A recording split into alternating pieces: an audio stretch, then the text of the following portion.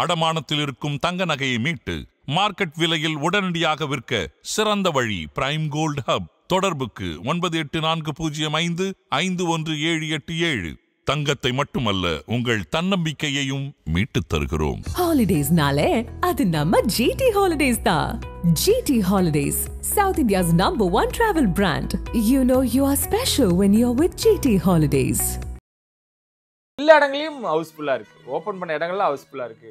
Server வந்து crash ஆயிடுச்சுன்றாங்க. என்ன நடக்குது கூலியோட புக்கிங்? ஆக்சுவலாக வந்து ஒரு வரலாறுகாரந்த புக்கிங் தான் சொல்லலாம். இதில் வந்து ஏதோ பில்டப் பண்ணுறாங்க, ஹைப் பண்ணுறாங்கலாம் வந்து ஒன்றுமே கிடையாது. மலையாளிகள் அதிகம் உள்ள ஒரு பகுதியில் ஒரு படத்துக்கு கேட்டை திறந்து விட்றாங்க. ஜேஜேன்னு உள்ளே போகிறாங்கன்னா எனக்கு அப்படியே 90s ஞாபகம் வந்துருச்சு. சொன்ன மாதிரி தியேட்டர் ஓபன் பண்ணதுமே யங்ஸ்டர்ஸ் தான் அவ்வளோ பேர் வராங்க. ரஜினிக்கு அவர்களுக்கு இவ்வளோ எதிர்பார்ப்பா, இவ்வளோ ஆரவாரமா, எங்கே இது அதிகமாச்சு இந்த ஹைப்? இந்த ஹைப் வந்து என்னன்னா மல்டி ஸ்டார்ஸ் உள்ளே வந்தாங்க பாரு. உள்ளே வந்தவொடனே ஹைப் ஆயிடுச்சு. வசூல் சக்கரவர்த்தின்னு மீறும் நிரூபிக்க போறாரா? இல்லை நிச்சயமா நீங்கள் 1000 கோடி தாண்டி விட்டுருங்க. நீங்கள் சொன்ன மாதிரி வந்து வசூல் சக்கரவர்த்தி நீங்கள் 2.0 தான் வந்து இருக்கு. ஒரு 800 கோடியில் இருக்கு. அதை உடச்சிக்கிட்டு வர ஒரு படமாக வந்து கூலி இருக்கும். அது இப்பயே தெரிய ஆரம்பிச்சு. பிளாஷ்பேக் சீன்ல வரக்கூடிய அந்த ஏஐ ரஜினிகாந்த் அப்படின்னு ஒரு பக்கம் இருந்தாலும் இல்ல அது சிவகார்த்திகேயன் தான். சிவகார்த்திகேயன் ரஜினி விட முக்கியமான நடிகர் அப்படின்னு தாண்டி வந்துட்டான்னு வச்சுங்க. இந்த பேச்சு தான் அது ஆகும். ரெண்டாவது அப்படி சிவகார்த்திகேயன் இருக்காரு அப்படின்னா ரஜினி அந்த ரகசியத்தை வந்து ஆதன் சினிமாவில் அனைவருக்கும் ஒரு பெரிய வணக்கம் அண்ட் வெல்கம் டு ஷோ. இன்னைக்கு நம்ம கூட சேர் பாலு சார் இணைஞ்சிருக்காங்க. கூலி ஸ்பெஷல் தான், நிறைய விஷயங்கள் பேச போறோம். சார் வணக்கம். வணக்கம். எப்படி இருக்கீங்க? நல்லா இருக்கேன் சார். நேத்து தமிழ்நாடு ஃபுல்லா இந்த டிக்கெட் புக்கிங் ஓபன் பண்ணிட்டாங்க. என்ன நடக்குது சார் கூலியில? எதுக்காக இவ்வளவு பெரிய ஹைப்பு? எல்லா இடங்களையும் ஹவுஸ்ஃபுல்லா இருக்கு. ஓபன் பண்ண இடங்கள்லாம் ஹவுஸ்ஃபுல்லா இருக்கு. சர்வர் வந்து கிராஷ் ஆயிடுச்சுன்றாங்க. என்ன நடக்குது கூலியோட புக்கிங்ல? ஆக்சுவலாக வந்து ஒரு வரலாறுகாரந்த புக்கிங் தான் சொல்லலாம். இதில் வந்து ஏதோ பில்டப் பண்ணுறாங்க, ஹைப் பண்ணுறாங்கலாம் வந்து ஒன்றுமே கிடையாது. அதுக்கு முன்னாடி நேற்று நைட்டு 8 மணிக்கு தான் நம்ம தமிழ்நாட்டில் ஓப்பன் பண்ணாங்க. ஓப்பன் பண்ணி அதுவும் பார்த்தீங்கன்னா ஃபஸ்ட் ஷோ கூட கிடையாது. வந்து 12:30லேருந்து அதுவே சோல்ட் அவுட்டு. ஓகே. அதெல்லாம் தாண்டி கேரளாவில் முன்கூட்டியே ஆரம்பிச்சிட்டாங்க. வந்து அதாவது நான் என்னென்னா 90 காலகட்டங்களில் நாங்கள் பார்த்த ரஜினி படங்கள்லாம் எப்படின்னா வந்து தியேட்டர் வாசலில் முன்கூட்டியே படுத்துருவாங்க. ஓகே. பாய்தளங்கள்லாம் போட்டு படுத்துருவாங்க. காலையில் எழுந்து விடிகாலமே எழுந்து நின்றுடுவாங்க. எப்போ அவன் கவுண்டரை தரப்பான்னு பார்த்துக்கிட்டே இருப்பாங்க. ஒரு அலுமினிய பொட்டி எடுத்துன்னு வருவாங்க. நிறைய தேட்டரில் இப்போ தெரியும் அவங்களுக்கு. அந்த அலுமினிய பொட்டி எடுத்துன்னு வந்தாலே ஆள் வந்துட்டான்ட்டு ஜகன்னு நிற்பாங்க. அப்போ என்னன்னா ஒரு ஆள் போகிற அளவுக்கு தான் ஒரு வழி இருக்கும். வந்து கிட்ட பண்ணுன்னு நீங்கள் நினைக்கி யாரும் வந்து உள்ளெல்லாம் குதிக்க முடியாது. மன்னன் படத்தில் தலைமையிலலாம் நடந்து போவாங்க தெரியுங்களா, கவுண்டமணி இதெல்லாம் அந்த மாதிரிலாம் முடியாது. பல தேட்டரில் வந்து குறுகலான இது இருக்கும். ஓகே. அப்படி இருந்த சினிமா அதன் பிறகு நீங்கள் இப்போ எவ்வளோ நவீன டெக்னாலஜி உட்காந்த இடத்துலேயே புக் பண்ணுற அளவுக்கு ஆயிடுச்சு. இப்போ சர்வரில் வந்து ப்ராப்ளம், சர்வர் வந்து கிராஷ் ஆகிடுச்சு எப்படிலாம் சொல்கிறோம். மொபைலில் பண்ணால் லேட் ஆகுன்னு சிஸ்டம் லேப்டாப்பில் வச்சு பண்ணுற அளவுக்கு அட்வான்ஸாக போயிடுச்சு. ஒரு 5 பேர் சேர்ந்து பண்ணால் யாருக்கு முதல்ல கிடைக்குது, டக்குன்னு பண்ணிடலான்னு. ஆனால் இப்போ கேரளாவில் பார்த்தீங்கன்னா திருச்சூர் பக்கத்தில் நீங்கள் ஒரு திருவனந்தபுரத்துலேயே கொச்சின்லேயே கூட பரவாயில்ல, ஒரு அவுட்டரில் அதுவும் வந்து மலையாளிகள் தமிழ் சினிமா ரசிக்கக்கூடிய தான் மலையாளிகள் அதிகம் உள்ள ஒரு பகுதியில் ஒரு படத்துக்கு கேட்டை திறந்து விட்றாங்க. ஜேஜேன்னு உள்ளே போகிறாங்கன்னா எனக்கு அப்படியே 90s ஞாபகம் வந்துருச்சு. ஒரு 74 இயர்ஸ் 74 வயசில் ஒரு நடிகர் இந்த போர்டு போடுறாருன்னா எப்படியாப்பட்ட ஒரு கிரேஸ் வந்து அது கிரேஸ் எங்கேருந்து கிடச்சிது? நம்ம அதிகப்படியாக நான் சொல்ல இதெல்லாம் இது சொல்ல வேண்டிய ஒரு விஷயந்தான். வந்து நீங்கள் வந்து அவர் கலாநிதி மாறன் சொன்ன மாதிரி ஒரு படம் 2 படம் ஜெயிச்சவங்களாம் நீங்கள் ஃபோன் எடுக்க மாட்டீங்க, தனி ஃப்ளைட் கேட்குறீங்கன்னு பொழுது 74 வயசாச்சு. இன்றைக்கி இவ்வளோ பெரிய கிரேஸு. கேரளாவில் அவ்வளோ இது. கர்நாடகாவில் பார்த்தீங்கன்னா அந்த 6:30 மணி காட்சி ஃபஸ்ட் ஷோ சோல்ட் அவுட். இங்கே பக்கம் ஆந்திராவில் வந்து வெயிட் பண்ணிக்கிட்டு இருக்காங்க. அவங்க என்னென்னா 5 மணிக்கு கொடுங்கன்னு கேட்டுக்கிட்டு இருக்காங்க. இங்கே வந்து 9 மணி காட்சி. அது எனக்கு தெரிஞ்சு பார்த்தீங்கன்னா பல்க் புக்கிங், அப்புறம் வந்து பட நிறுவனங்கள் சார்ந்தவர்கள், அப்புறம் வந்து ரொம்ப முக்கியஸ்தர்கள், ஏன்னா அந்த ஃபஸ்ட்டே பார்க்கணும் அப்படின்றதுக்காக அவங்களுக்கு ஏறக்குறைய அந்த தேட்டர் ஓனர்களுக்கு எக்கச்சக்கமாக ப்ரெஷர். நான் ஒரு 2 தேட்டர் ஓனர்கிட்ட ஃபோன் பண்ணால் சுவிட்ச் ஆஃபில் இருக்குது. ஓகே. 14ஆம் தேதி ஈவினிங் வரைக்கும் சுவிட்ச் ஆஃபில் தான் இருக்குது. அவங்களால ஒன்றும் பண்ண முடியாது. நீங்கள் பார்த்தீங்கன்னா ஒரு பெரிய உயர் அதிகாரிகள், ஆளுமையான ஆட்கள் இவங்கெல்லாம் கேட்பாங்க இல்லைங்களா, அவங்க ஃபேமிலியில் இருக்கணும் நாம் போத்தாலேன்னு கேட்பாங்க. வந்து இதெல்லாம் சேர்ந்து தான் ஒட்டு மொத்தமாக அந்த கூலி படத்தினுடைய புக்கிங் வந்து எனக்கு தெரிஞ்சு பார்த்தீங்கன்னா ஜெயிலர் வந்து கேரளாவில் 50 கோடி. ஓகே. அதை தாண்டி இந்த படம் அடிச்சு தூக்குன்னு நினைக்கிறேன். அதான் எதனால சார் நீங்கள் சொன்ன மாதிரி தியேட்டர் ஓப்பன் பண்ணதுமே யங்ஸ்டர்ஸ் தான் அவ்வளோ பேர் வராங்க. ரஜினிக்கு அவர்களுக்கு இவ்வளோ எதிர்பார்ப்பா, இவ்வளோ ஆரவாரமா, எங்கே இது அதிகமாச்சு இந்த ஹைப்? இந்த ஹைப் வந்து என்னன்னா மல்டி ஸ்டார்ஸ் உள்ளே வந்தாங்க பாரு. உள்ளே வந்தவொடனே ஹைப் ஆயிடுச்சு. நீங்கள் கேரளாவில் வந்ததுக்கான காரணம் என்னென்னா அவங்க வந்து ஒரு சௌபின் வந்து பார்த்துருக்காங்க, வந்து நடிச்சிருக்காங்க. இவ்வளோ ஒரு பெரிய படத்தில் ஒரு ஃபுல் டான்ஸ் வந்து ஒரு நடிகர், நம்ம ஊர் நடிகர் கொடுத்துருக்காங்க மோனிகா பாடலுக்கு. அதில் அந்த புலத்தை கட்டுறாப்புல அதை வந்து தமிழ்நாட்டு ரசிகர்கள், இந்திய ரசிகர்கள் கொண்டாடுறாங்க. இந்த பக்கம் நீங்கள் பார்த்தீங்கன்னா நாகார்ஜுனா சொல்லவே தேவையில்ல, எவர்கிரீன் ஸ்டார் வந்து இன்னும் ஹீரோ மெட்டீரியல் தான். ரஜினி சொன்ன மாதிரி தான் வந்து எவ்வளோ காலம் தான் இவர் நல்லவனாக இருக்கிறது, தூக்கி கட்டவனா போடுங்கன்னு. அங்கே பார்த்தீங்கன்னா ஆந்திராவிலையும் தெலுங்காவிலையும் வரலாறு காணாத வெயிட்டிங் ஒரு பக்கம். ஆல்ரெடி இங்கே ஜூனியர் என்டிஆருக்கு ஒரு பெரிய மாசு. வார் 2வும் பார்ப்போம், நாங்கள் கூலியும் பார்ப்போம். கூலி படத்தை ரஜினி ப்ளஸ் நாகார்ஜுனாக்காக பார்ப்போம். கர்நாடகாவில் உபேந்திரா ஒரு ஸ்டைலிஷ் ஹீரோ வந்து. இப்படியா நார்த்தில் அமீர் கான் வந்து நார்த்து ஊடகங்களுக்கு கொடுத்த பேட்டி முழுக்க பார்த்தீங்கன்னா இந்த கூலியை பாருங்கள், நான் படம் முழுக்க இருப்பேன். லோகேஷ் கனகராஜ் புகழ்ந்து பேசுகிறார், ரஜினி புகழ்ந்து பேசுகிறாரு. அந்த சென்னையில் நடந்த அந்த ஈவெண்ட்டுக்கு வந்து அதே கூலி கெட்டப்லேயே வராரு.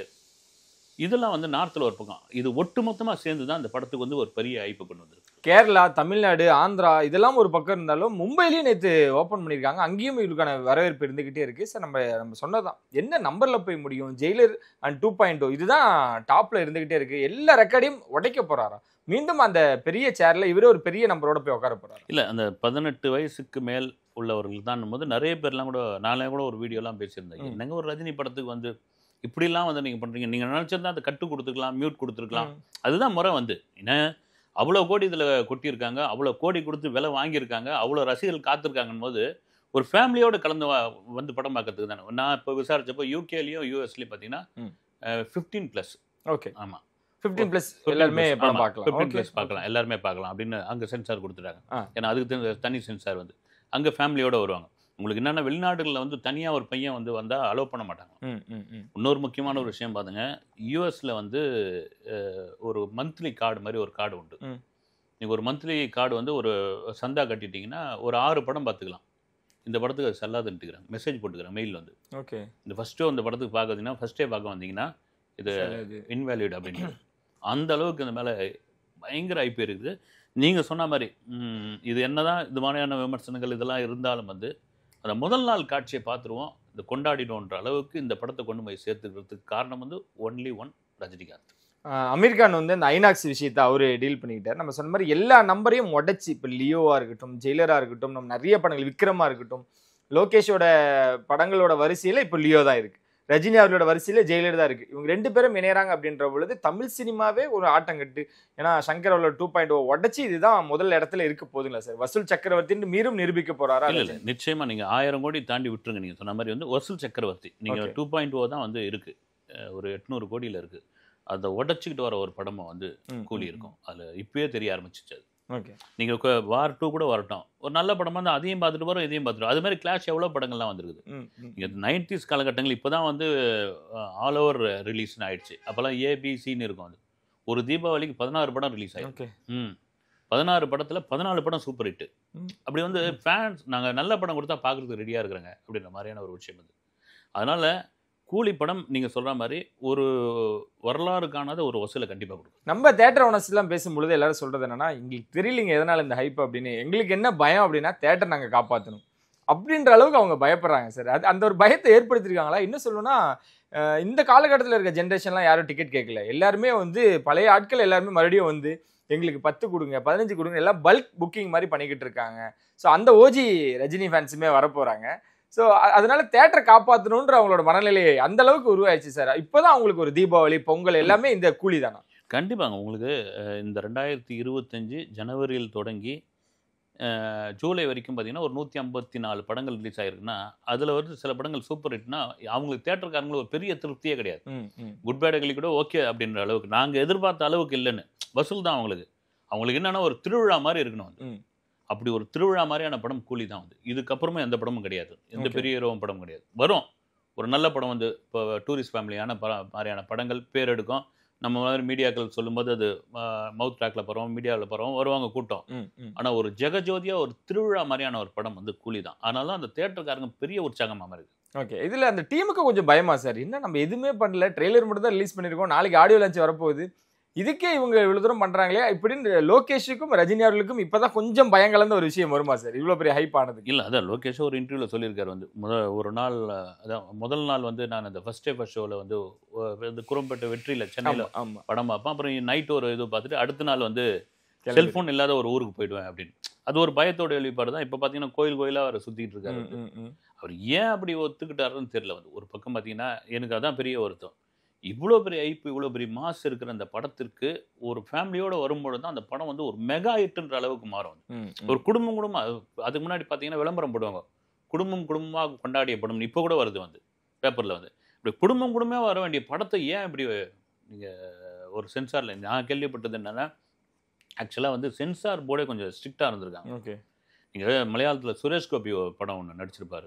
சுரேஷ் கோபி வந்து பிஜேபியோட எம்பி, அவர் கேரளாவில் அவ்வளோ ஆளுமையானவர். அந்த ஜானகின்னு ஏதோ ஒரு டைட்டில் வரும். ஓகே, அதுக்கு எதிர்ப்பு வந்தோடனே பி ஜானகின்னு மாற்றின பிறகு அவங்க கண்டிப்பாக ஒரு ப்ரெஷர் கொடுத்துருப்பாங்க. சென்சார் போர்டு ஒத்துக்கவே இல்லையா, அந்த டைட்டில் மாற்றுங்க, நாங்கள் வந்தால் எது தரோம் அப்படின்னு.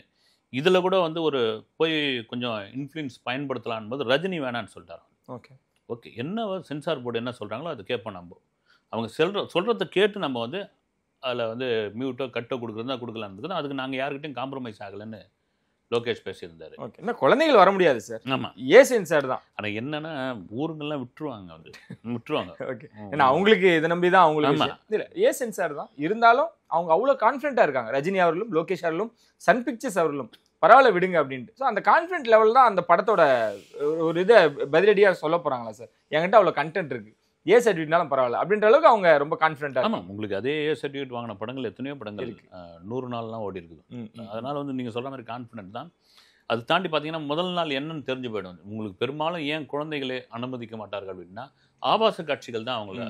நீங்கள் வன்முறை காட்சி அனுமதிக்கூடாது. வந்து ரொம்ப வயலன்ஸ் இல்லைப்பா வாப்பா அப்படின்ற அளவுக்கு பார்த்தீங்கன்னா ஊருங்கள்லாம் நீங்கள் சொல்கிற மாதிரி அவங்க இன்றைக்கி சிங்கிள் ஸ்க்ரீன்லாம் இருக்கிற படாத பாடலாம் படுத்துக்கிட்டு இருக்காங்க.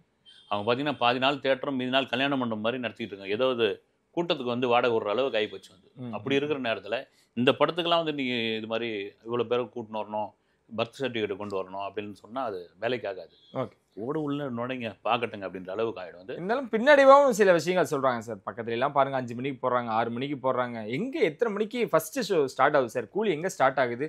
தமிழ்நாட்டுக்கு என்ன பின்னடைவு? கரெக்டாக நீங்கள் சொன்னீங்க. தமிழ்நாட்டுக்கு வந்து உண்மையிலே ஒரு 5 மணி 5:30 மணி 4 மணி காட்சிகள்லாம் கொடுத்துட்டு இருந்தாங்க. ஆமாம், அதை வந்து யானை தன் தலையில் மண்ணள்ளி கொட்டுவின்வாங்கள்ல, அதை பண்ணதே வந்து இந்த ரசிகர்கள் தான். அதை பண்ண விட்டதே இந்த நடிகர்கள் தான். இவங்க அவங்கன்னு குறிப்பிட்டு சொல்ல, நீங்கள் உங்கள் ரசிகருக்கு ஒரு அறிக்கையோ ஒரு வீடியோவோ ஒரு வாய்மொழி உத்தரவோ கொடுத்துருந்தா பண்ண மாட்டாங்க.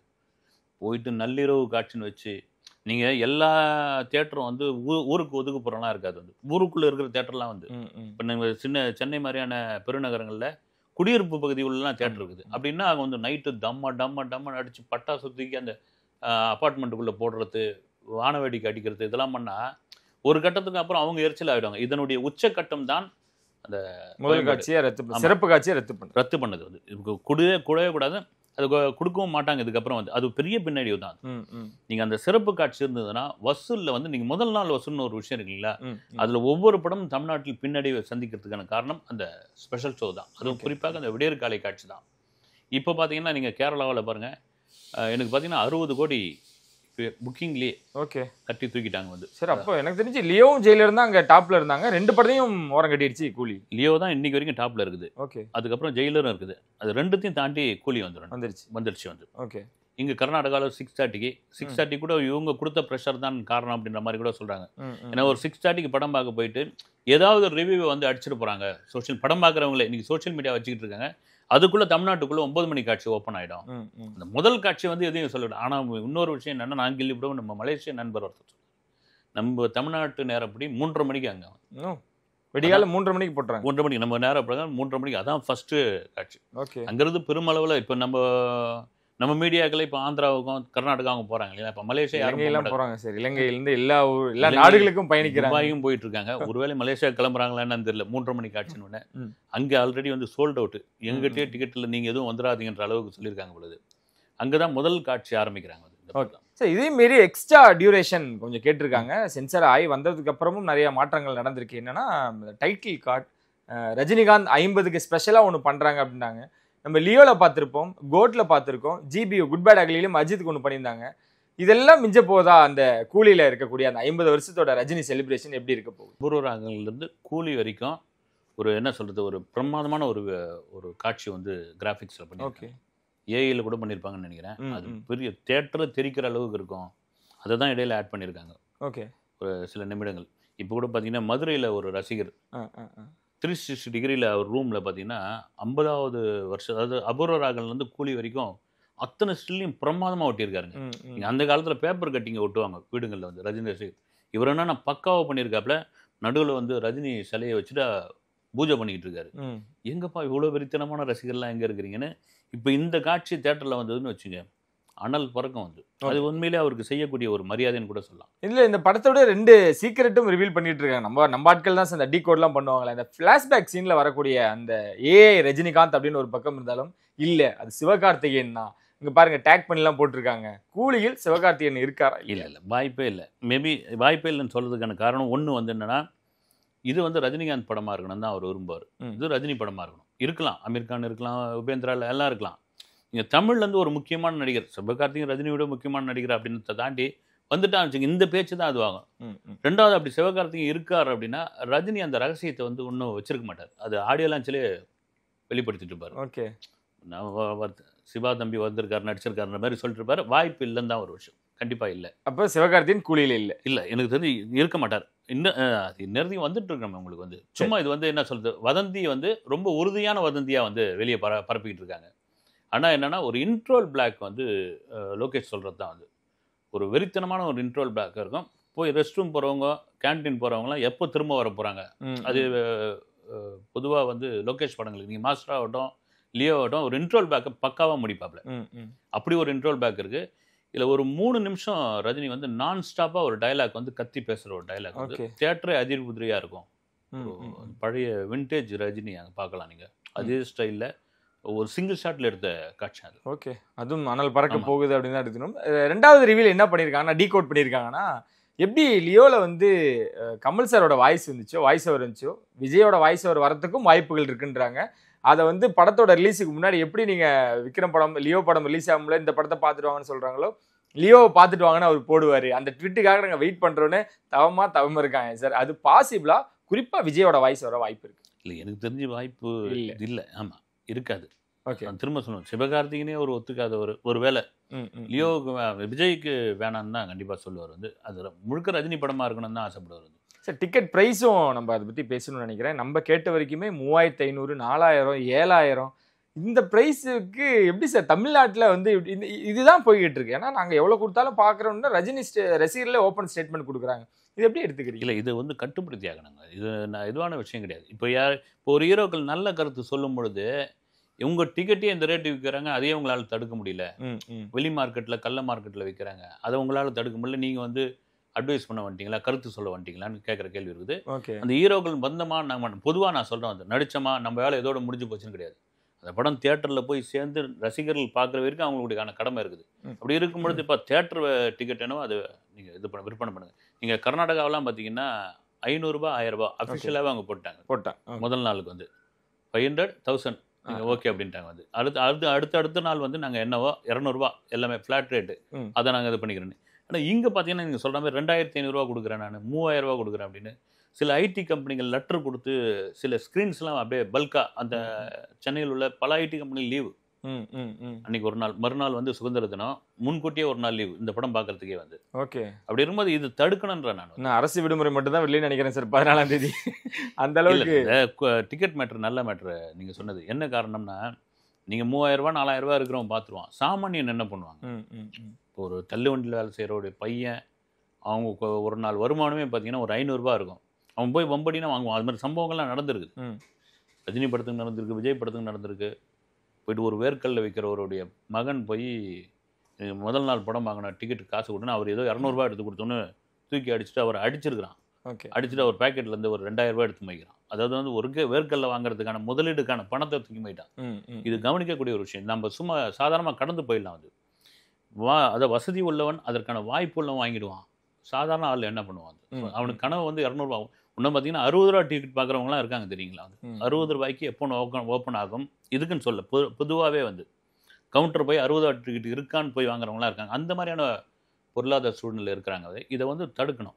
ஓகே, ரஜினி ரசிகர்கள் ரொம்ப ஈகராக வெயிட் பண்ணிருக்காங்க. தாண்டி திரும்பினா அந்த அஜித் ரசிகர்கள் கூலி படத்துக்கு அவங்களாம் வந்து அவ்வளோ கமெண்ட்ஸ் எழுதுறதா இருக்கட்டும், அதுக்காக வெயிட் பண்ணுறேன்னு சொல்றதா இருக்கட்டும், சமூக வலைத்தளங்கள் எழுதுறதா இருக்கட்டும், என்ன சார் என்ன நடக்குது அங்கே ரெண்டு பேருக்குள்ள? அந்த ஸ்டேஜில் அஜித் டைலாக்கும் அஜித்தோட பெயரும் உச்சரிச்சதுக்காக அவ்வளோ பேரும் தவம் இருக்காங்களா சார்? இந்த கூலிக்கு அஜித் ரசிகர்களோட எதிர்பார்ப்பை பற்றி உங்களோட கருத்து? அது சும்மா இருக்க வேண்டியதான். இப்போ அஜித் ரஜினி சொல்லி தான் அஜித் வந்து பில்லா படத்தில் நடித்தார்.